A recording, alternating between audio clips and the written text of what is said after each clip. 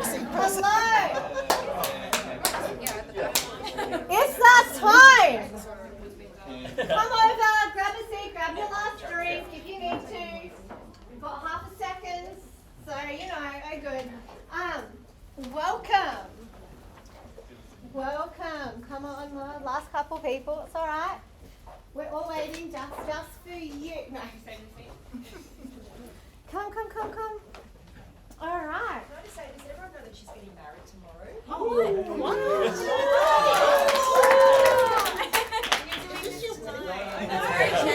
Literally, my bachelorette, so you guys are going to be fun later, like, okay. That was in confidence. Yeah, that's true. Yeah. Don't tell me, what a way to spend your last single life. My last single life.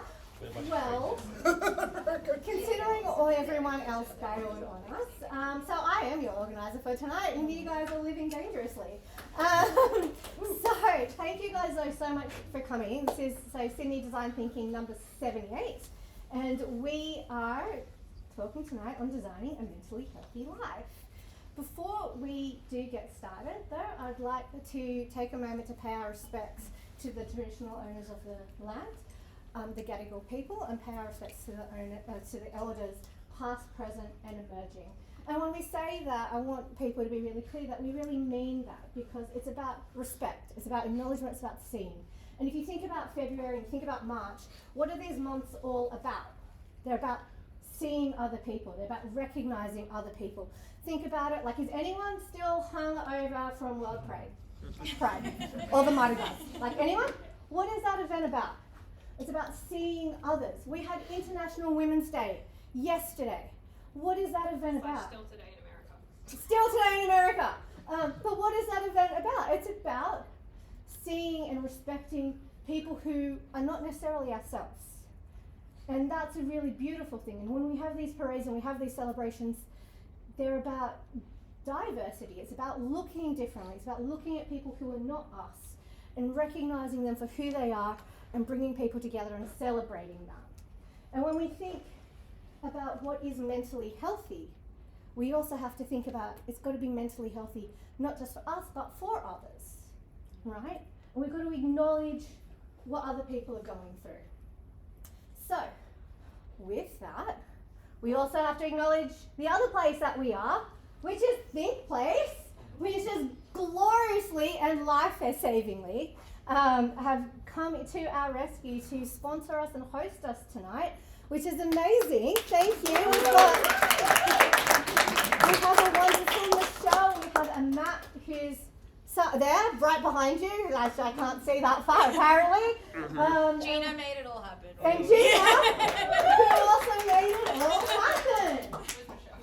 happen. No, but we do seriously appreciate, like, Michelle reached out to me a few months ago. Some of you would have seen us posting, being like, and some of you will know that our relationship with ThoughtWorks, like, they've been with us for 7 years, and we do super appreciate that. But this also gives us a new opportunity to start exploring, different places and more people with, other like-minded businesses and other like-minded partners. And we super appreciate that. And I know that comes from all the other members as well, not just me. Even though all the other members have abandoned us today. No, nearly there. Don't spoil my surprise. Oops. And yeah, okay, so I skipped those few slides. Turns out I'm doing great. Awesome. Our members, speaking of, I'm just going to shame this guy, Sven, because apparently it's funner to party in Zurich. He's at the IXTA conference there, so I'm sure he'll have some fun things to come back with. Kate Linton is on a well-deserved holiday, but you'll know these two, and you'll know Lucas Mara, who's also one of the original organisers of this group. And we have, excitingly, can we please have a warm welcome, because we have a new member of the Design Thinking team. Just in the nick of time, and she's probably really regretting her decision to sign up when everyone else just abandoned ship. And the last standing person is like, literally, this is my hand tonight. It's good. You all owe me a round of drinks. It's fine.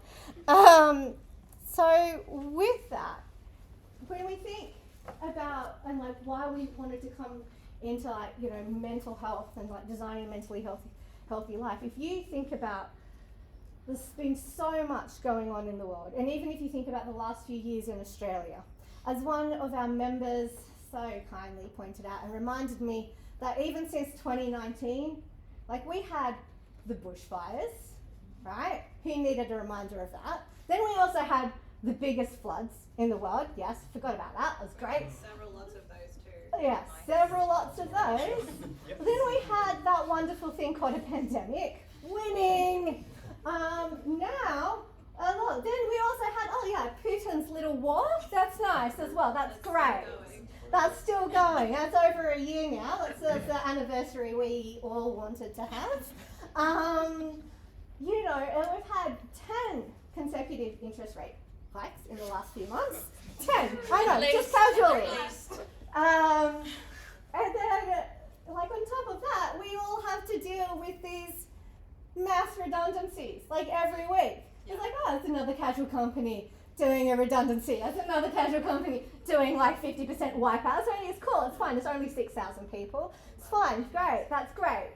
And if you're Elon Musk, how nice is that? You mock people on the way out of the door.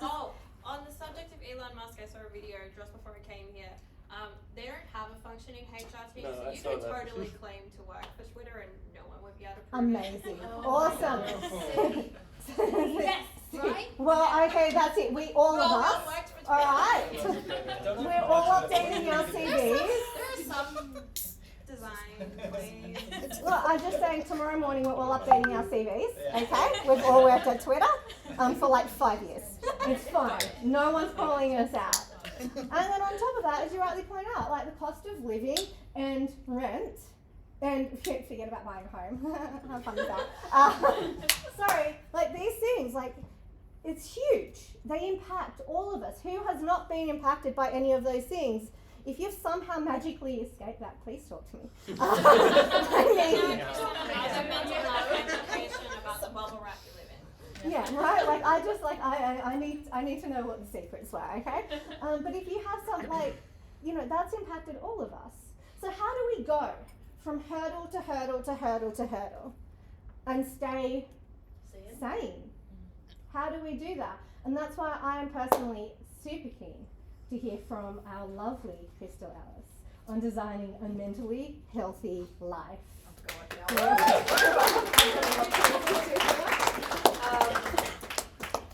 Also, final note, if you do want to get on the chat where James is tormenting us with the next upcoming tragedy that is happening to the world, you may join there. Can you take a moment? And we're all good? We're all good? All right, Krystal, off to you. Okay, so hi, I'm super nervous, so I'm just going to take a moment and I'm going to hope that you're all going to take a breath with me before we get started. And so I'm just going to put my hand on my chest and my stomach, and feel free to do it with me, feel free to also not. And just taking a really slow, nice, deep breath in. And just letting it go as slowly as possible. Thank you. Hi, I'm Krystal. I sound far more impressive than what I think I might be. I run a little private practice in Sydney. I'm a mental health clinician. I'm an accredited mental health social worker and an accredited EMDR practitioner. I specialise in anxiety and PTSD. And I'm also doing a PhD on the impacts of neoliberalist funding and access to mental health services.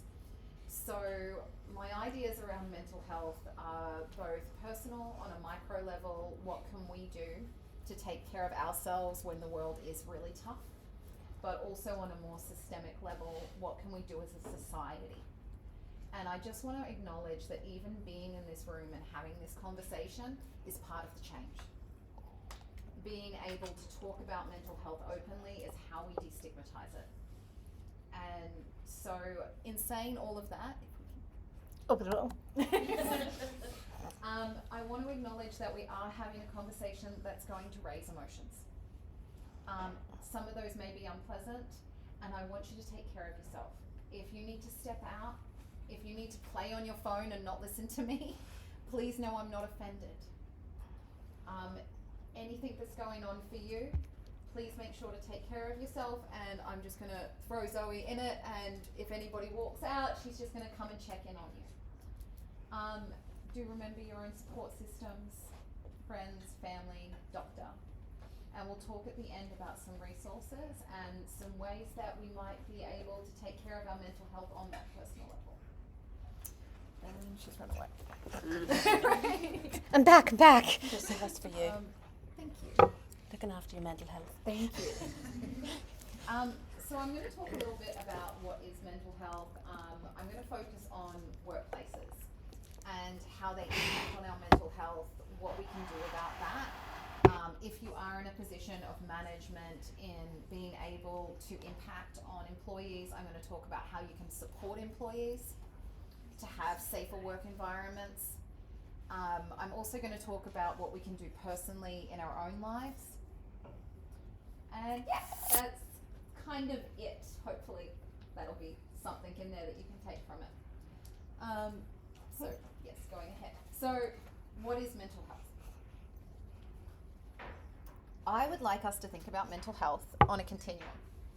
So if we think about one end of the mental health continuum, this is where we're able to respond to our environment in ways that align with our goals. We can hold on to emotion and logic and make choices that are right for us. And we all sit somewhere along this continuum. And on the other end of the continuum is that real struggle, where perhaps we feel unable to make choices that are aligning with who we want to be. And it is kind of beyond the scope of today to talk about that pointy end of mental health. So things that are outside of today, we will be focusing more on common experiences of mental health, such as anxiety and depression, and thinking about how the world impacts on us and how we're going to naturally struggle to align with what's right for us at times and where we're going to move along that continuum. So I am quoting from the DSM here. I did have an interesting conversation about how the DSM is very white and very male. And I will acknowledge all of that. Oh, the DSM, thank you so much. Please talk to me, by the way. I don't want to death by PowerPoint you. It is the Diagnostic Statistical Manual. It is created by the American Psychiatry Association, and it kind of stipulates what we consider mental health issues. So it covers everything from, and it's actually got a little better with time, adjustment disorder. It covers things like grief, it covers experiences like psychosis, and it gives you a really good outline of what some of those symptoms are going to look like and what actually has to be met to be considered a diagnostic criteria. Thank you. Please interact with me. So, but it's super biased. it is super biased. Is grief a mental health condition? I remember when that came out, how controversial it was. Are we medicalising grief, for instance? Are we medicalising the world? Yes. Grief is a very normal reaction to something. Are we making that now a medical? Anyway, we are digressing. Sorry. Yeah. And I hope It's very valid, actually. And I hope from today you can take some of that with you, that actually a lot of what we see as mental health conditions are normal responses to abnormal situations. So one of my favourite authors is a man by the name of Gabor Mate. And he says when you have an abnormal response and an abnormal situation, abnormal response, it's normal. Yeah. So if you lose somebody that you deeply care about and you feel like you can't function, that's normal.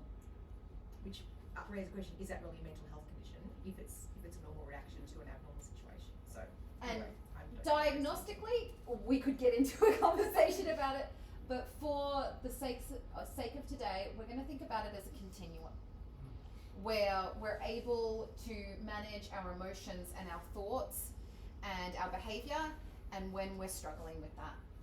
And because it kind of is outside of an hour of me being able to talk about that. So I am going to focus a little bit more on things like anxiety and depression. So coming back to thoughts, feelings, and behavior. So when we're feeling symptoms of anxiety, and remembering, just because we have symptoms of anxiety doesn't mean we have diagnostic anxiety. It might be a very normal response that happens in our environment. And anxiety is a natural response. It's a threat response. Anxiety is helpful. It's meant to tell us, get the hell out of there. It's meant to say, there's a tiger coming at you, run. So when we're having anxious symptoms, excessive worry, maybe our heart rate's going, it's actually communicating something is happening in our environment that is not making us feel great. And so we might have thoughts like, I want to get out of here. Depression, on the other hand, again, a very normal response to situations that happen in life. And thinking about it on that continuum. Where we consider depression ongoing is where it's more than a few days. Where we're feeling just flat, we might have thoughts of what's the point, feeling hopeless, like, what am I doing? And these are things that, again, depending on what's happening in our environment, can be information about where we are and what we need. Now, is what I'm saying making sense? Yes. Thank you. I'm nodding, yes. So, I want to bring up a statistic from the Australian Institute of Welfare and Health. 44% of Australians between the age of 16 and 85 will experience mental health issues in their life. That is half of us. That is insane. I think it's an underestimate, actually. Yeah, it probably is. I was like, that's just very you won't admit it. But this is our current statistic as of 2020. That's probably a huge increase on year, I guess. And AIHW is just notorious for releasing very old, outdated data. Oh, Sorry, just someone here that's from news. work. That's cool, dude. So at the very least, this is half of us.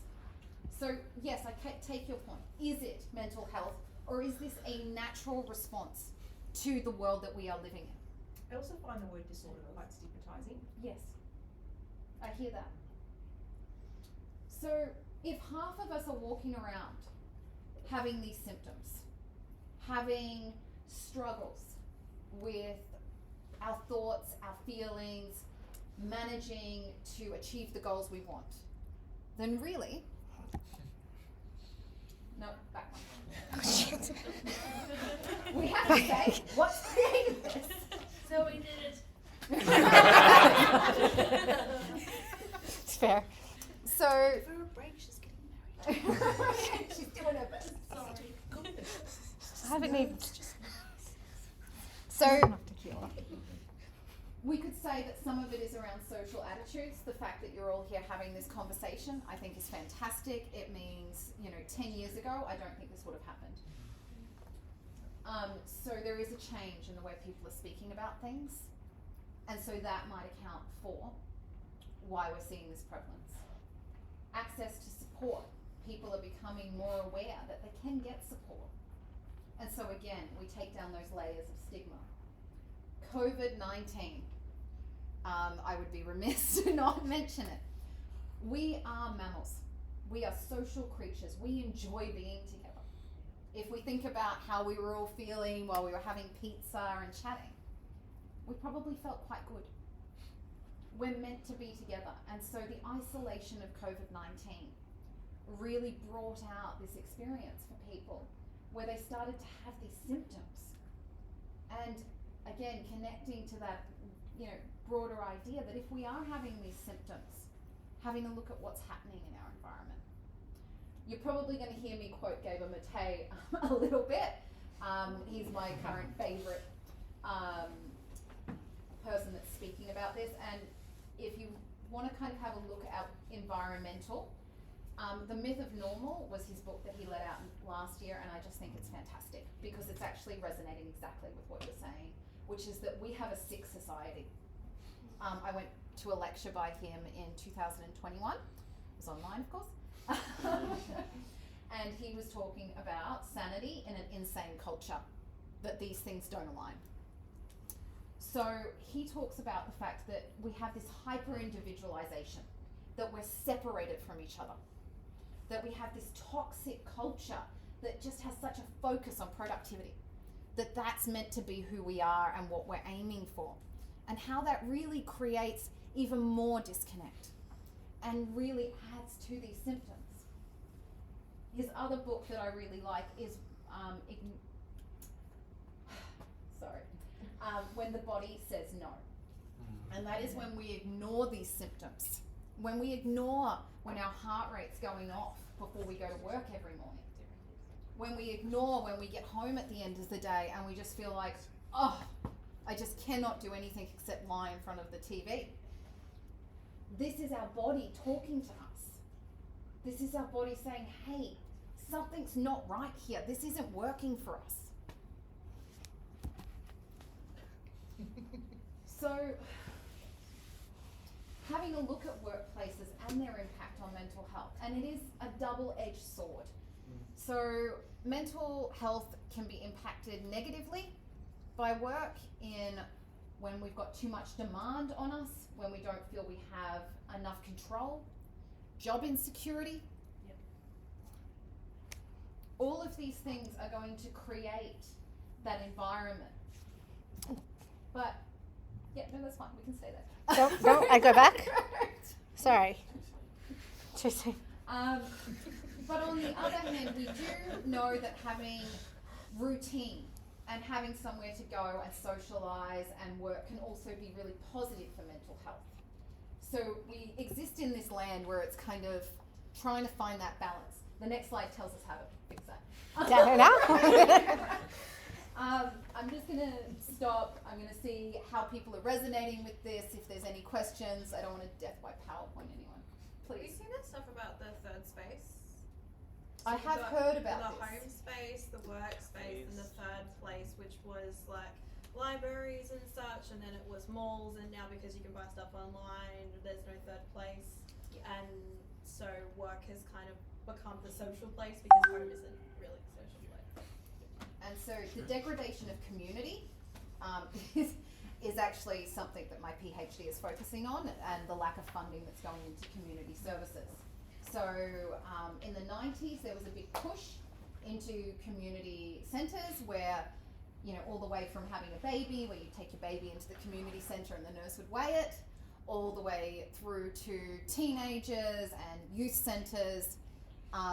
They were all placed kind of in that third space. And with the funding model that's occurred in Australia towards mental health, towards health in general, we've seen the degradation of that there's no money for that There's anymore. no profit in having a third space. No. Unless you make it paywalled and then it's not really serving its purpose. No, because it's meant to be accessible. So, what do we do about this? So coming back to those symptoms of tension, those symptoms of threat, are normal responses. And David Rock, who created this theory in 2018, said that anxiety was created to keep us safe. And so when we had threat in our environment, which was originally physical, we would respond with fight, flight, or freeze. Now, these symptoms very much mimic anxiety and depression. So he said that because we're now physically not being attacked by tigers, we still had this response, but it was in our social environment. And he created this acronym called SCARF, which stands for status, certainty, autonomy, relatedness, and fairness, which I just think is the most Australian thing I've ever heard. He's not Australian, so that's why I think it's awesome. So what does status mean? Status doesn't mean money and possessions and I drive the newest Audi. Status means I want to feel important. I want to feel like I matter. I want to feel like the things I do matter in this world. That is a normal desire. We all, as a biological, emotional need, want to feel important to others. And so research that was actually done, 2020 I think it came out, the Productivity Commission, really started to emphasize what's called psychological safety. And it would not surprise me within 5 years if workplace health and safety included psychological safety, not just physical safety. And so what is psychological safety? Psychological safety is, I make a mistake and I still believe you think well of me. So, I'm sorry, I've forgotten your name. Kylie. So Kylie and I work together and I give something to go. And I go to Kylie, I fucked it up. Right? Like really bad, I didn't. And Kylie goes, you know what, you gave it a go. And I still feel like I'm safe. I still feel like it's okay that I didn't get it right. And so when that's not present in my environment, I'm going to have a threat response, which may look like those symptoms of anxiety and depression. When there's no certainty, and again, job security is a big part of this. When we feel like we don't have control over our environment, we're going to have those threat responses. So as individuals, we can do things to work towards creating certainty and psychological safety. But as employers, if you're in a position of management where you can implement some of this, it does look like creating a culture where you allow people to try. And we know from the research that innovation is what creates more productivity, more money, which is funny because for micromanaging, completely shuts down creativity and creates so much unhappiness for everybody. But on our personal level, psychological safety might mean backing ourselves, saying, you know, it's okay if I don't get it right all the time. What matters is that I turned up. For certainty, it looks like coming down to, okay, I might have a 6-month contract, but what do I know? I know that I have this skill and this skill. I know that I can do this. If you're in a position of being an employer, it can be about transparency. We have this 6-month contract. I can't promise you anything after that, but I can help you to find employment somewhere else. Game changer. Autonomy, choice and freedom. This is a desire for all of us. It's a normal want. And so in a workplace, this can look like, well, what can I control? If you're in employment, you know, within scope, you know, allowing people to get to their answer on their own. Allowing them to find their own way. And you know what? Sometimes they might do it better than you could. But it is about kind of looking at how do we find our own autonomy. If we don't feel that we have control over our work environment, then it comes back into, well, what are my choices? I can still choose to get up and pick what I wear today. I can still choose to put on some rage music on the way home and scream. I can still choose, and really bringing that to the forefront of our consciousness. Relatedness. Now, again, as an individual, this can be about creating that community within our workplace. It can be about creating community outside of work. But finding those, I call them safe people. So those people at work that you can go to, that no matter where you are and whatever's happening, you feel like there's that connection, that they still think well of you. If you're an employer, this looks like creating meetings, team environments, connecting with people and having one-on-one time, even if that's 20 minutes a week, to connect, to get to know people. You know, the big push in the Productivity Commission at the moment is bringing your whole self to work. Well, how can people do that if we don't know them? And fairness. Again, most Australian thing I've ever heard. Underneath all of our psychology is this theory called the just world theory. And it basically postulates that we all want to think that the world's just. Now, as adults, we know that's not true. But we do want to feel like there is some way to have some fairness in things. And so, if we're an employer, that looks like transparency, having clear pathways for complaints. For ourselves, it might be about being fair to ourselves. What's right for me here? Actually, I might go back. Just keep me on my toes. Services New South Wales have some great resources as well, where they're starting to, look at how can they support businesses to become mentally healthy and resilient.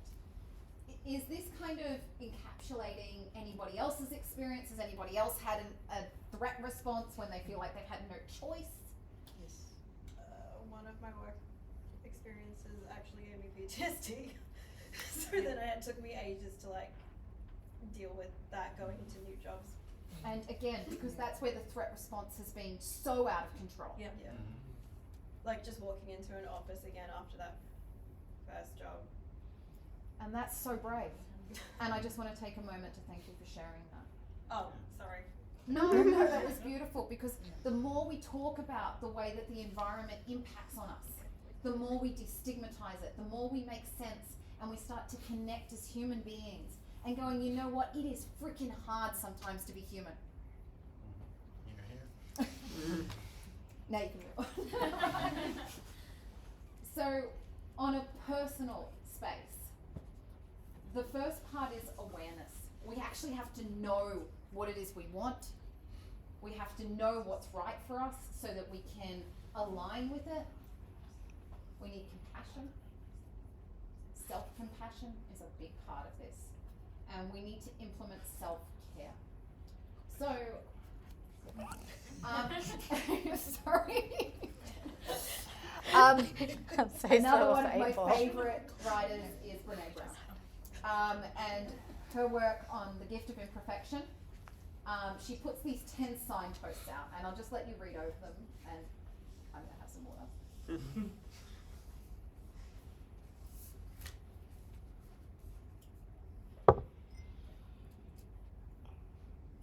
So there's a lot of what she's talking about in what we can do to create mentally healthy lives for ourselves. And it's about leaning into what is right for us and letting go of what we think it should look like, because if by now, hopefully, there's a message coming through, it's that our environment is not set up to be mentally healthy.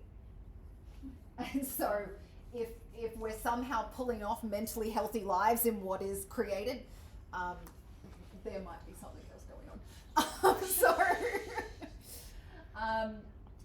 It is about kind of getting to know what's right for us.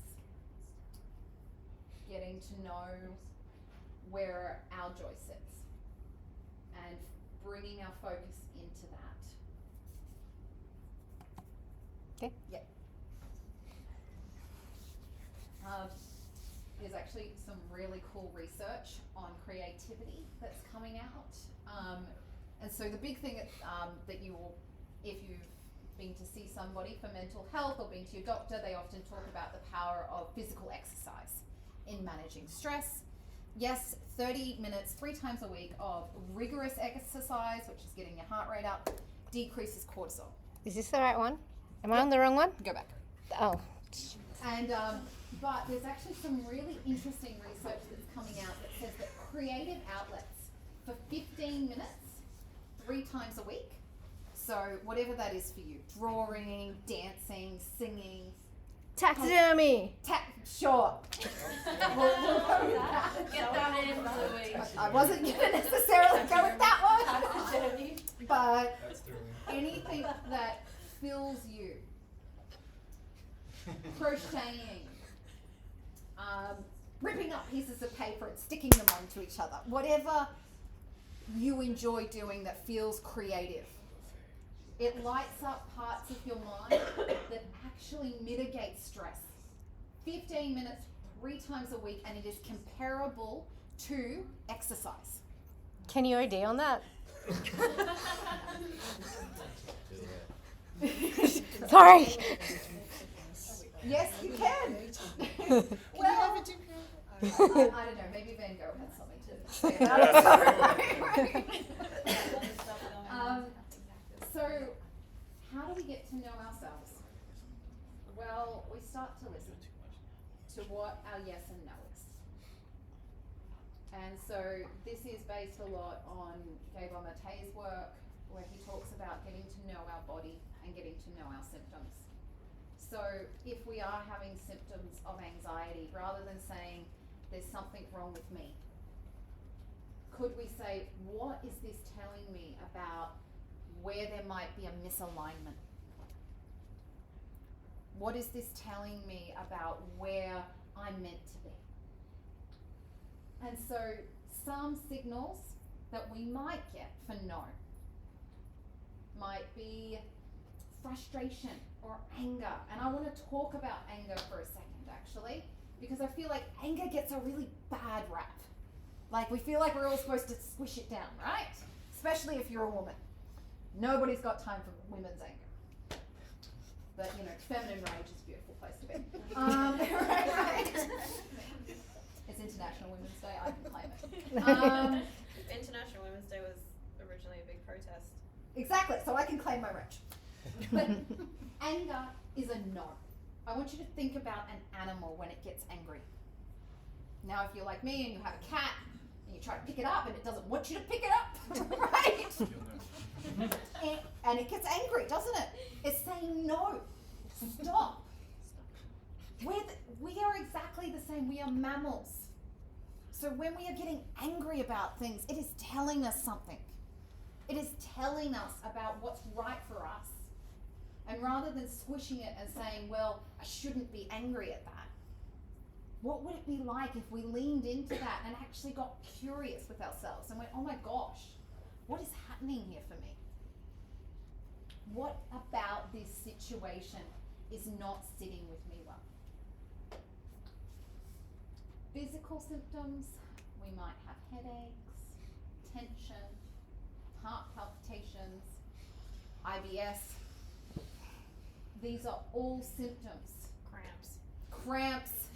Oh, cramps, yeah.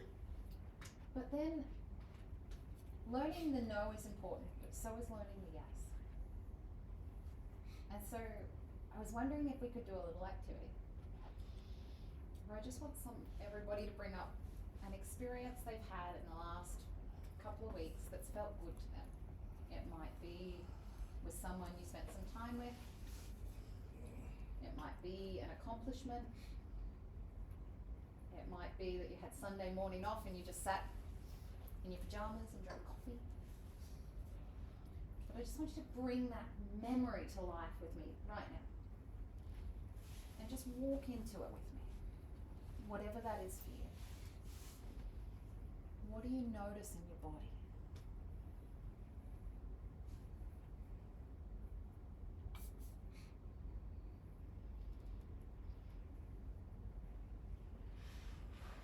Tension? Headaches? That's your yes. That's your yes. Lean into that. It's telling you where you're meant to be. We are so tied to our environments. And don't get me started on Descartes and how he separated the mind and the body, because nobody wants to hear me rant about that. But I'm actually curious now. You can have that conversation at the pub. But we are connected to each other and we are connected to our environment. And so when we are having symptoms, it is telling us something. Listen to yourselves.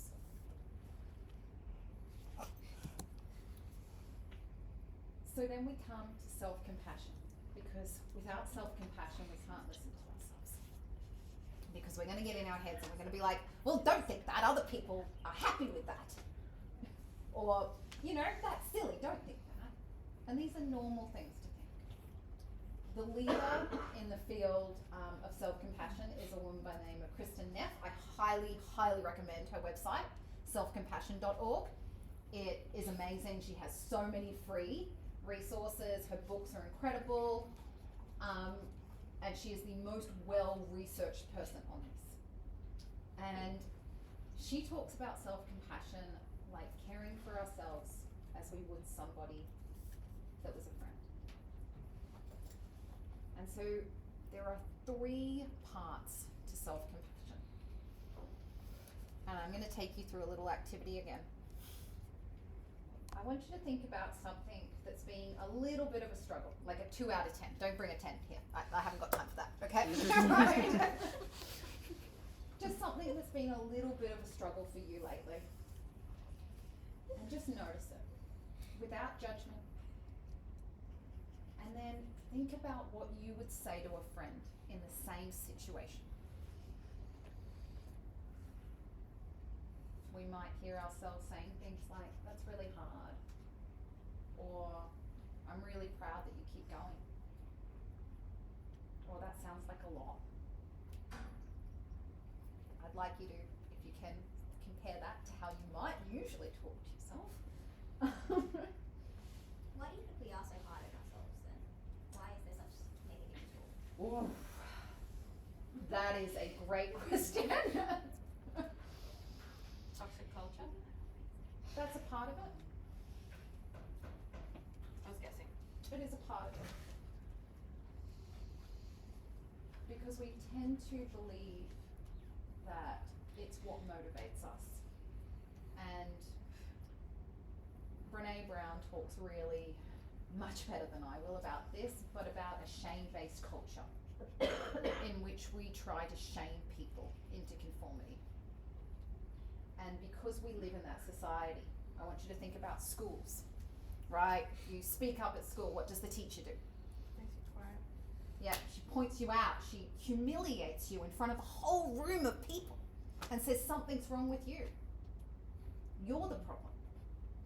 Not this lecture is so boring that I just want to leave now. Right?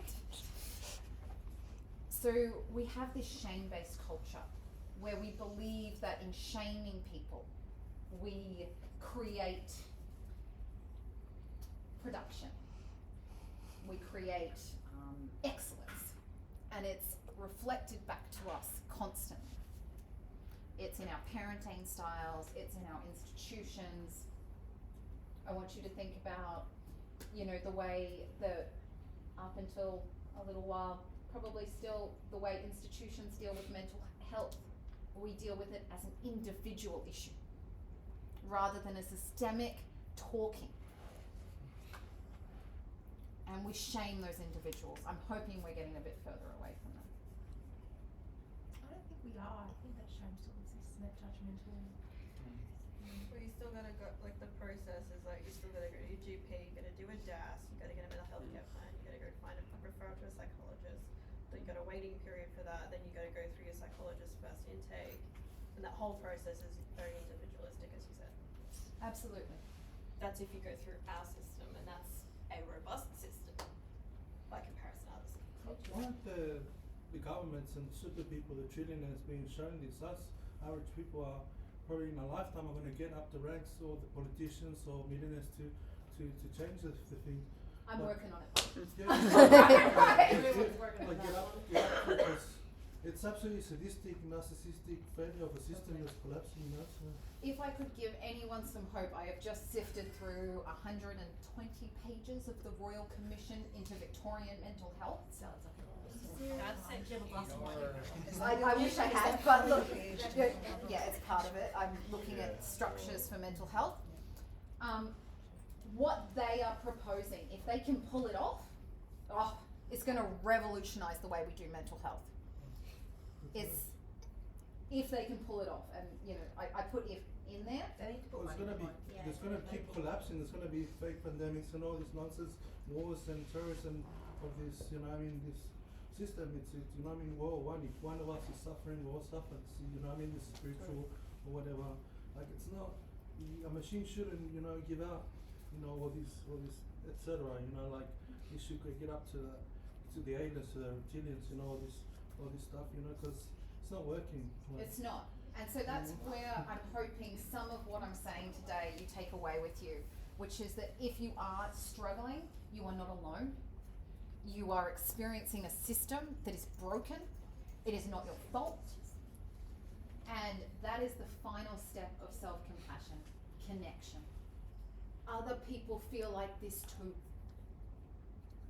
There's a beautiful practice in Buddhism where when you meditate on a problem you're having, you think about all the people in the world that are struggling with that problem at this exact time. And you don't just wish for your liberation from the problem. You wish for everybody's. And I think that that is hugely compassionate. And it brings us to that idea that it's not just me. So, yes, the system is broken. Yes, I'm working on it, okay?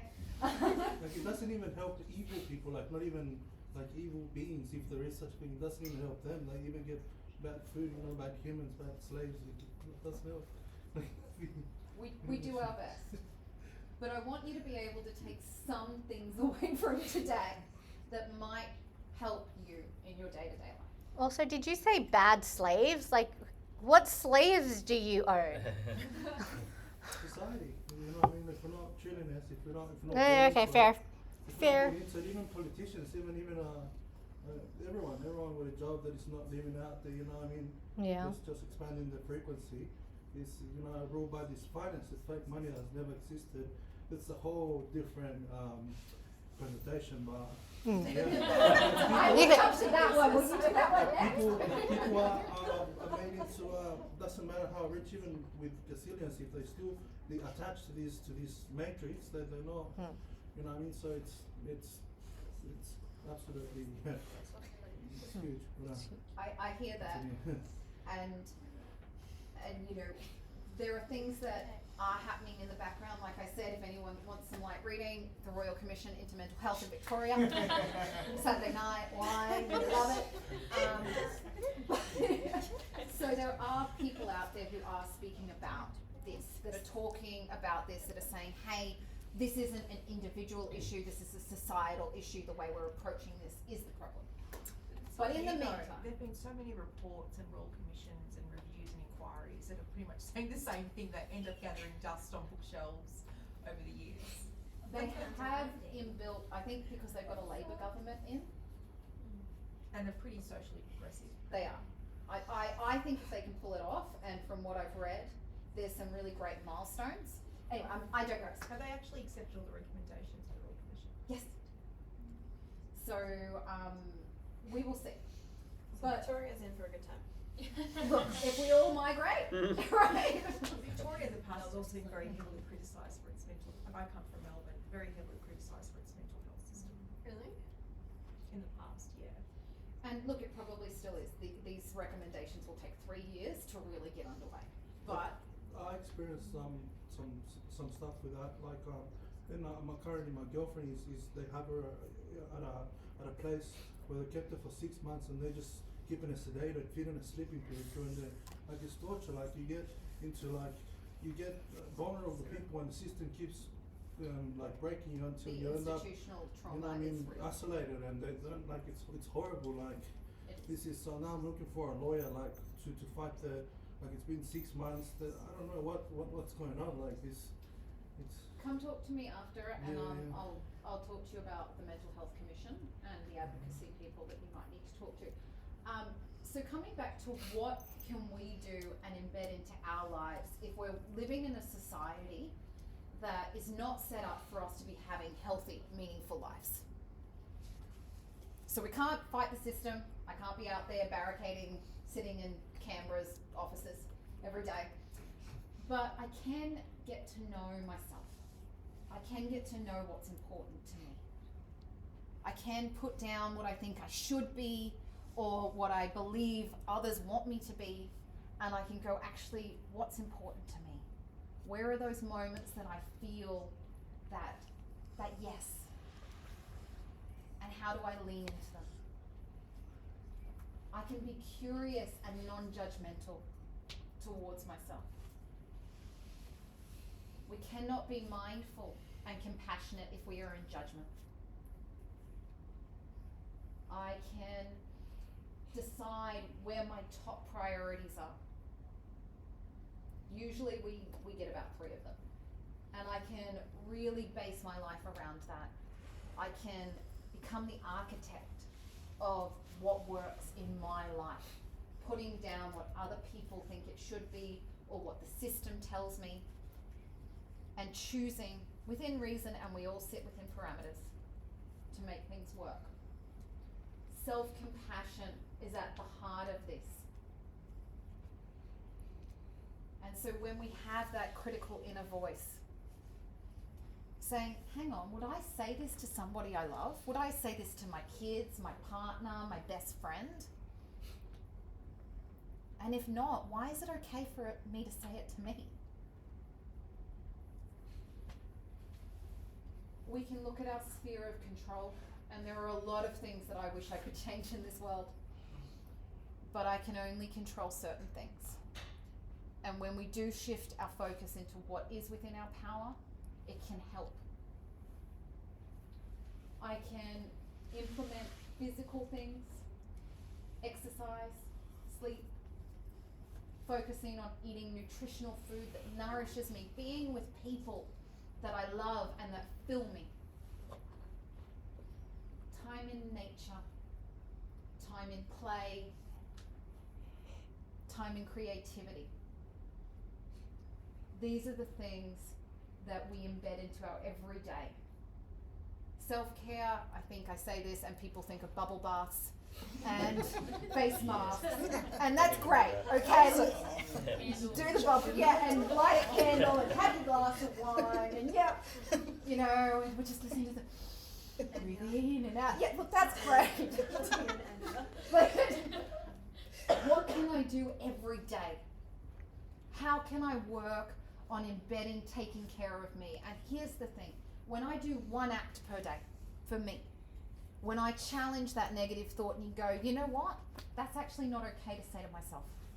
I would never say that to another human being.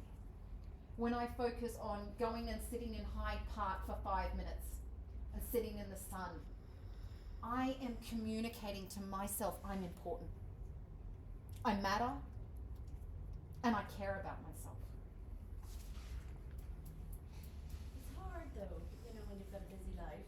Hell yeah, it is. Carve that piece of time. Hell yeah, it is. Sorry, I completely understand everything you're saying, and I want to do that, but I've got 3 small kids and a full-time job, and I want to carve that time out. And Zoe, you'll agree. I mean, she's also got rabbits.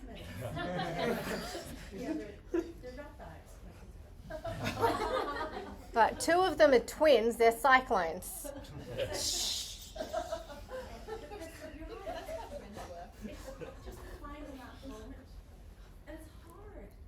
Hear you. I want those things. They're there. Then pick one. And if that one is at the end of the day, you say to yourself, you know what, my kids aren't dead. I'm not dead. And I freaking killed it. And I showed up. This is my tonight, just getting out of the house. I said to Zoe, get me out of here. And this is what she got. You know, it's bloody hard in our Life. All of us, men and women. So I say that as in, she wanted tequila shots and I'm taking her to a talk. Our priorities are different. You're looking after my liver. I'm sorry, that didn't work out. Sorry. No, and I think it's a really good point. I hear you. I absolutely hear you. And a little win every day is better than setting ourselves out. I'm going to take a bubble bath, and I'm going to meditate, and I'm going to go, every day.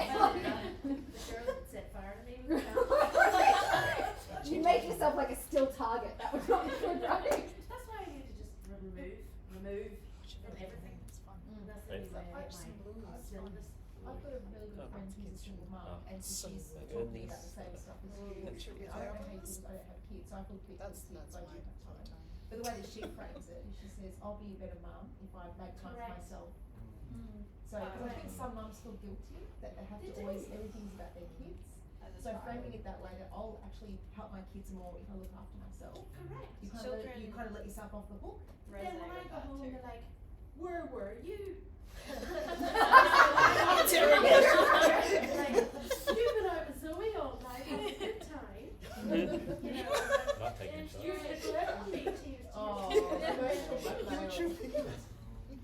I still need to do it though. But Sorry, but because then you I mentioned that you have understand. daughters.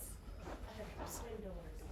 Okay, that's That's I don't know how you're fine. standing, but I don't mean to, like, No, derail other- but this is an experience of all of us. And so again, coming back to self-compassion, non-judgment. Yeah. What do I want my I should stop children feeling guilty. to do? And if Do kids will I- get it one day, if not now, they'll get it when they're a bit older. They'll understand. But guilt sometimes in these situations is an investment, Correct. Into me. but also into your children. Because do you want your girls to sacrifice themselves when they have children?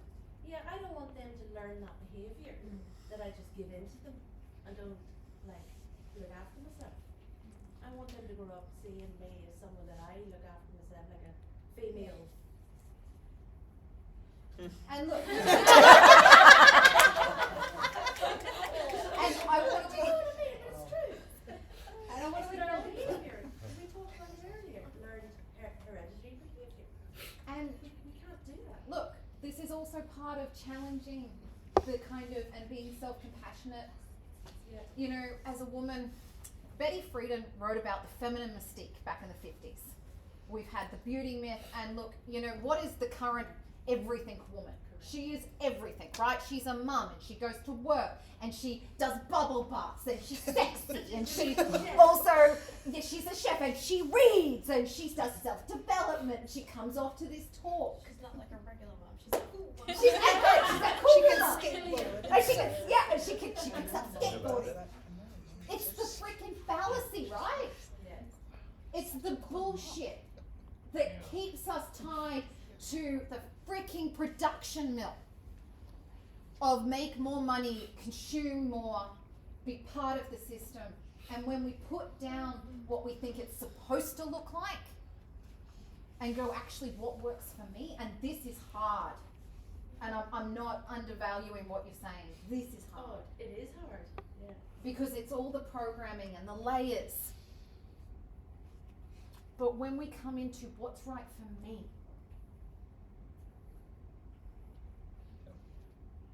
please. Off of the back of this part, this talk just now, which I think deviates quite a bit from like mental health in the sense of like mental health.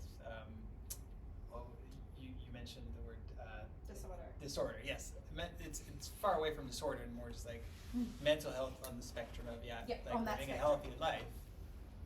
One of the things I noticed is that there's no agency under strategies or responsibility, because taking your example, it sounds like a very clear responsibility for you to instill agency in yourself to tell your kid, yeah, sorry, not right now.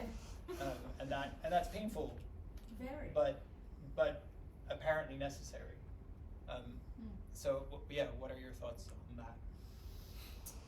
Coming back to values, big stuff, because it's about, you know, and this is where, you know, working with a professional to look at some of that stuff of what do I believe I'm supposed to do and what's actually right for me, you know. And so that's a journey that is often we require a little guidance along. Yeah. Because it is such a personal one. What's right for me is not going to be right for you. And so it's not, I mean, I know I've given you a bit of cookie cutter bullshit sometimes, you know, because it is quite a broad subject, mental health, and we are kind of, yeah, neither do I, buddy. It's a balancing act. That's so It's good. individual for every person. My solution might be different from yours, but I personally feel like I need help, Yeah. like counselling and therapy, because I'm overwhelmed. And again, there is no shame in that. You know, I'm a therapist and I get therapy.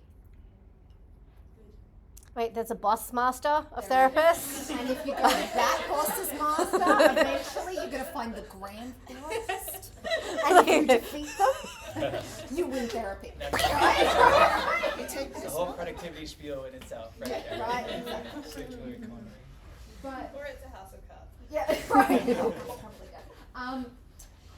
So So no, you're absolutely right. There is some agency in all of this, but it is that balance between acknowledging the system and its pressures and acknowledging what is within our control to manage.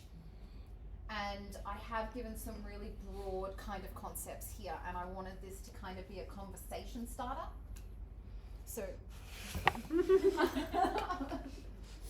so kind of bringing it all together is actually, yes, our environment does affect us. We do have power within it, and sometimes that requires us to start with some compassion, some self-awareness, sometimes getting some guidance, embedding self-care, and yeah, sometimes it means not right now, mum might kill you. But it is that balancing act, and because we're all so individual, and what my yes is going to be different to your yes, and what my no is going to be different to your no. It's a personal journey. I don't know if I answered that at all. It's okay if I did. You have. So, I've chatted a lot. I wanted to talk about resources. So, immediate help, Lifeline, Beyond Blue.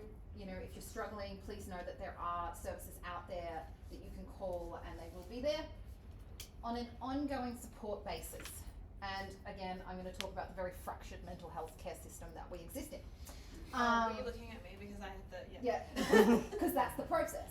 Yeah. But there are some different pathways. Some places have employment assistance programs, which can be a great pathway to seeking support and counselling. If I could convey one thing about counselling to people, it would be, it's not just for when you're in crisis. It can be when you're having these questions about what's right for me. How do I manage to make a life that I want to be in, that I don't need a holiday from every 2 months? What's the difference between a counsellor and a therapist or a psychologist? You hit me. Okay. I will give you the landscape of mental health. There are psychiatrists. They are medical doctors that have specialised. So think cardiologists, right? Under them is clinical psychologists. They've done about 12 years for psychiatrists, 10 years for clinical psychs, 8. Then you have psychologists and what I am, which is a mental health care social worker, and counsellors. Under that in the healthcare system is what we consider peer support workers, coaches, other kinds of supports. Did that answer your question? I thought counsellors would be under psychologists. They're not exactly trained in psychology. Well, I can hear that. So counsellors have psychotherapy training, which is different to psychology. Psychology is a 4-year degree plus the rest of it, and counselling is like you go and do a diploma in like 6 months. And that's what it feels like as well when talking to these two people. Minimum, but a lot of it isn't science based, so counselling is completely different. To be an accredited counsellor? Just counselling, just general. People Okay. that call themselves sometimes psychotherapists or counsellors, they don't take the same scientific approach as a psychology degree that's based in evidence-based practice and things like that. They might be more arts inclined, more to do with storytelling, different like didactic behaviour therapy.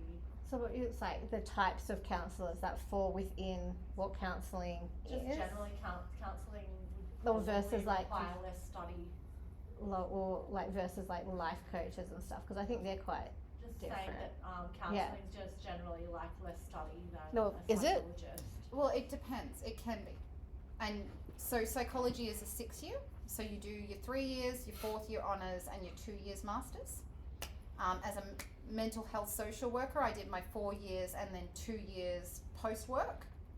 So it's like an internship. So I do 6 years of study.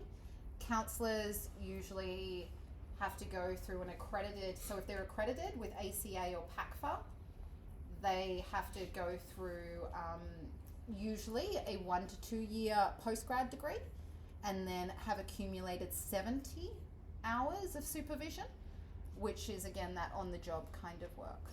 So like in all of them though, so with like postgrad, like you're at least at 3. So they're doing like a minimum of 5 years of. Not necessarily. So just generally counsellors don't have to have that, but you didn't say accredited before. You just said counsellors. Apologies. So let's make a distinction between the fact that there are a lot of counsellors that may not have the level of experience to be accredited at the same level as the accredited counsellors, and there are quite a few out there. So I think it's worth making that distinction when it comes to your mental health. Yeah. And deciding on what's best for you on an individual level.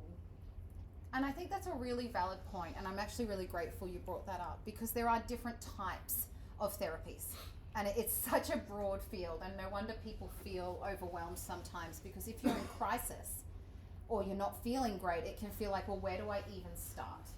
So accredited healthcare professionals, so people who are under a working body, so for instance, APA, which is the Australian Psychology Association, the Australian Association of Social Workers, the Australian Counsellors Association, and the Psychotherapists and Counsellor Federation of Australia, God, I pulled that off, are the governing bodies that make sure that clinicians are up to a certain standard.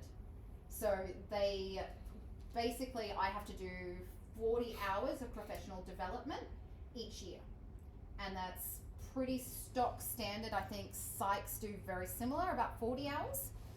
Clinical psychs are that level up, but unfortunately counsellor is not a protected term. So psychology is a protected term, which means... I feel also, from my experience, that psychology is not necessarily a protected term either, because I have met psychologists that are not necessarily trained in the same. There's a lot of differences between psychologists in terms of their training. So I feel like that there is a lot of differences there in terms of credibility too in the current system, as far as what people can get away with and charge under a mental health care plan. They're still not necessarily that experienced in some aspects of dealing with people and the differences that people have in a general setting. And yeah, that's a huge conversation, and I absolutely, what you're saying is valid. I think you probably need to do your research then when it comes to picking a good therapist. Like, I don't know, I'm from Ireland. Well, yeah, I think that you can find people that call themselves psychologists, but you have to be careful, because they're not always, it's not advertised about their qualifications, and you don't know until you've already had your mental health care plan, and you might go and sit down with them and you ask questions, and then by that stage you've wasted time and it's too late. So I find it very complex when I moved to this country, because NHS in Ireland, the UK, you go to the one place, that's it, you've no choice. But here, I didn't realise that there's many places you can go. It's a to be fractured referred to. system. And I didn't realise you could go to a different physio who could be really good, or you could be referred to a physio that's really bad. And I ended up going to all sorts of whatever. Same with my therapists, of psychologists, as you were saying. Yeah. I had a spectrum of weirdness. I paid for this. Yeah. Because in Ireland you don't pay for it. NHS, all free. And you think you're getting the best health. Probably not, but anyway. I went to about 16 psychologists before I found someone I liked. And they were all varying, and they were referred by a doctor. Sorry if this is your field, look at it. But it's about the complexity of But you know what I navigating mean? the You've system. got to do your isn't it? research. It absolutely is a complex You have to do your system. research. When you're at your lowest and you need the help But you the can't most, do research it's hard when to you're at your find lowest, them. can you? No, you can't. When I was at my lowest, I was thrown into someone that just, this is 10 years ago when I had just had a baby, living here, didn't know anyone, I had no support, I had terrible anxiety, panic attacks. My doctor, the GP at the time, just sent me to this psychologist, and I I just sat there looking at her like she had horns growing out of her head. She did not help me at all. And she just said, oh, can you just close your eyes and breathe a bit? And I went, no, I fucking can't. It's like, yeah, sorry. I wonder if we can add there also the mental health line. So Yes. if people know about the mental health line, that's actually New South Wales government. It can actually refer you to, actually can like connect you to services. So these are more like, I call to talk to somebody, but they can actually tell you where to go. So you're not just going to like a hospital emergency department, for instance. You can actually call them and they can connect you to a service. That's cool. That I'd say was that's not one- in my that's- in my PowerPoint. Thank you. I'd say Yes, that's one no. to highlight because it's a New South Wales government funded service. Yeah, they are. I'm genuinely surprised that we find stuff like that without them. Look, there's more options in those Yes. Yeah. headlines. You know, there's private institutes that personally I benefited from. Same if anyone here in this room does have issues. So John O'Gowan and Berwick, way better than those headlines. Just plugging. Just- Do you get a commission? I'm just saying. So I realise that this is a very broad topic, and I'm really grateful for everything that everyone's brought today. I wish the system was easier to navigate. I really do. And that's a structural thing that Royal Commission, Victoria, read it, it's cool. But on a personal level, I suppose what I would really like for people to take away from today is that if you are experiencing some of these symptoms, there's nothing wrong with you.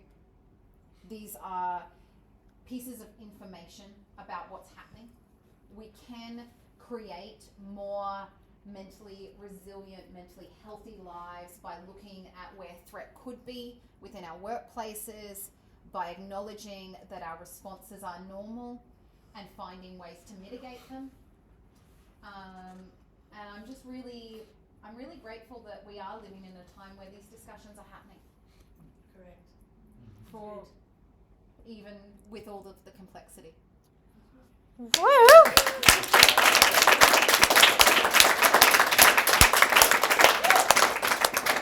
Thank you so much. I personally found that really engaging and really interesting, and it's nice to know that some of those feelings that you get, like when you are doing something a bit different, like maybe they are a little bit of a, like that warning, like maybe that's why it's not, you know, when you go in for that interview, like you're a bit panicked and it's, you know, there could be a threat, there could be a great thing, but it's telling you to be like more alert, right? Or whatever that situation is. That's really, yeah, I found that really quite interesting. I also cannot believe you read, like, I'm a researcher, but 120 pages on the Royal Commission, like, Jesus, like, that is, Kudos. like, kudos, like, hats off to you. Yeah, that was, like, were you paid for that? I hope you, I would have needed to be paid for, like, every line. Like, forget about the pages. Like, I want $100 for every line. Like, I'll invoice the government. be like, yeah, like that would be totally fine, right? Did we have, I think we've got like maybe five to this question. How long do we get to be kicked out? And then we will head up to continue the conversation at it's not the Occidental, that was the last place. Dove and Olive. But if we've got like 5 to 10 minutes, does anyone have any questions? Over here. There's 3 of you. You had your hands up before. No, this lady All right, there we go. Do you feel like the pandemic impacted on introverts differently, people that like to spend time a bit more by themselves and actually might have had some positive impacts that were unexpected for some parts of the population? It's an interesting question. I haven't seen any research on it. I think there hasn't been really any research on it, and I think most of it focuses on the mainstream aspects of it, which might be like more interesting to look at some alternative views in terms of introverts maybe not just getting to work from home, so they get to feel a bit more comfortable than having to go to a large workplace surrounded by a whole heap of people that he's overstimulating and stuff like that. So I don't know, there's sometimes like a lot of positives to being able to do your washing on your lunch break as well. I did mine Absolutely. today. I Actually, I mine don't today. think that because it's such a short space of time ago, we have the data. No, like we wouldn't. It would be Because my too husband soon. works in that kind of data. He's a data scientist, and I always ask him about that sort of stuff. And he's like, "Oh, it hasn't been long enough just to correlate it No. and to do a control." I talk to a lot of people online who are introverts, and There you their overall response that I saw was, I didn't really notice a difference. It wasn't that it was better, it was that like it really didn't impact them. Yeah, and so It was when I got confirmation that I'm not 100% introverted. Negative. I was like, this is the Negatively. worst. I live by myself, and I got myself a cat, so I wasn't the only person. I got a dog. I called my cat And 2 guinea Echo, pigs. so that when I was talking to her, she didn't write back, like talk back. It was sad jokes all over the place. Anyway. I think it's it's important too- with those type of things just to remember, like getting that type of statistical data, like Mm. takes a really I don't know. I Because haven't I long don't know. I just time. It read takes a that. lot of effort. Something And to even like compare. with the people, like it's one thing to have like anecdotal evidence, which you're going and talking to like that one person or that two, but unless it's done like at a statistically significant level, it doesn't really mean that much. But I think what you're talking about is quite deeply embedded in kind of, I suppose I think of the yin and the yang. You know, in the bad there's some good, and in the good there's some bad. And I think, you know, there's gifts in everything. But I haven't seen the research, but I'm There is very none interested. yet. there is none. There really isn't. Yeah, there just isn't. Yeah, I think Yeah, they've just we gone need to on wait to another 5 years. It is still Oh, going yeah. in many ways. You had a question? There is a lot of evidence at the moment to say that the mortality rates have all gone up since 2020. So they can't explain all of it with COVID, but across New South Wales and Australia, our mortality rates have increased far beyond But what was nothing to do projected. with the COVID disease. And so they proportion maybe 10 to 20% to COVID, Mm. but they can't actually explain the rest. The rest. 80%. Yeah, but that would be like all on speculation. So we'd probably have to wait a few years variance. to work out for what's happening and what are the Hindsight. variables are. That's So what I like- was saying. They don't. Yeah. They can't explain the 80%. That could also be though, you know, people not getting screening early, not getting into healthcare early, and then therefore disease not getting Can be so detected many early. things. As well, the vascular diseases that have come up. Okay, Please. so we had a question over here. He's been waiting. That's all right. No, I really appreciate the SCARS framework as well, because I was wondering, like, I love Are You Okay Day, but just asking, are you okay? I mean, I've got a background in psychology and I'm a manager myself, so I'm wondering, how can I provide psychological safety for my team beyond saying that, yeah, anything you want to share is fine? Because one of the things that I also learned from Brené Brown is you don't make it mandatory to share things. Yep. If you create a standard that everything has to be shared, that's also a toxic environment. So how to go about it? Fuck yes. Sorry, great question. So, the current kind of look at things is how do we. Sorry, I'm going to go back a little bit on my slideshow. Is how do we look at the psychosocial stresses? So, the 4 main areas of risk: demand, lack of control, insecurity in job. I don't know if you can see that. Exposure to trauma. Yeah. So psychosocial stresses, and there's some really great tools that are starting to come out at the moment on doing a risk assessment of your workplace. So from that psychosocial stress point. So where are the tensions socially? And you can do this as a manager, you know, who are the tensions between in the team? Where are the psychological pitfalls? You know, where are the task demands that might make people feel hopeless? And how do we build in things that are going to create a bit of mitigation around that?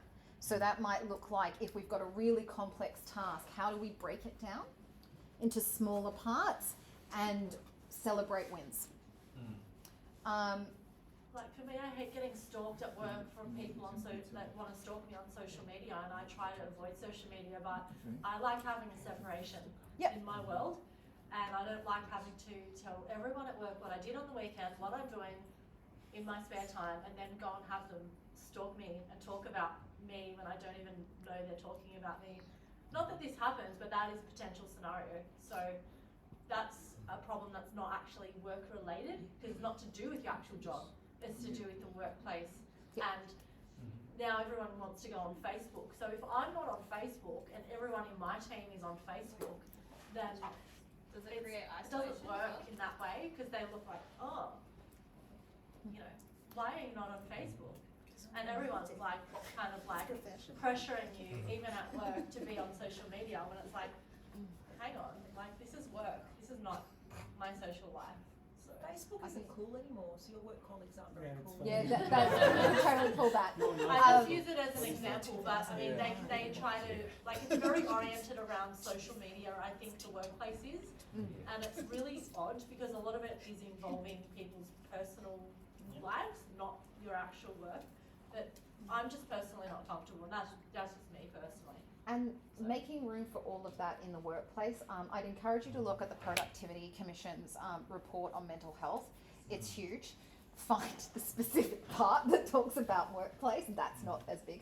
And it talks about how to do a psychosocial assessment of your workplace and how to support people to create psychological safety. So it does look like, you know, not calling people out like the teacher in the, you know, what did you just do kind of situation. Yeah. It looks like building, you know, for some people a 20-minute catch up is going to be great. For other people, they're going to want to do that in a bigger environment. I think it was report 3, there's like 5 of them.